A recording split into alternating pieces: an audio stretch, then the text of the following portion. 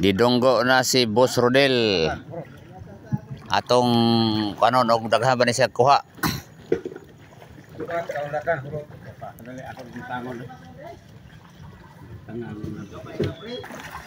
So diyan na ang kuha ni Rodel. Pas anas labasiro nga si Nining. Dagat ayaw. Oh, muna kuha ni Rodel. Rodel Fonseca.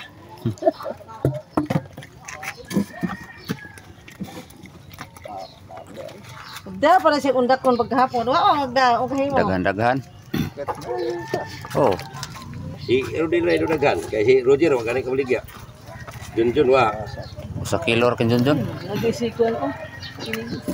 Pero ko paborito kini. Ito ganahan ani. Ah, Okay mo gyud palit si palit diyan na ko lang na dagko na. Ko susa. Ya iba ilos tamarong. Lain ko baho ang tamarong ko na sa barong wala humutan sa barong mo. Ito giutang niya nga. Tos kilo siya rin si kaon ay. Di mo kutik. Kunan niya.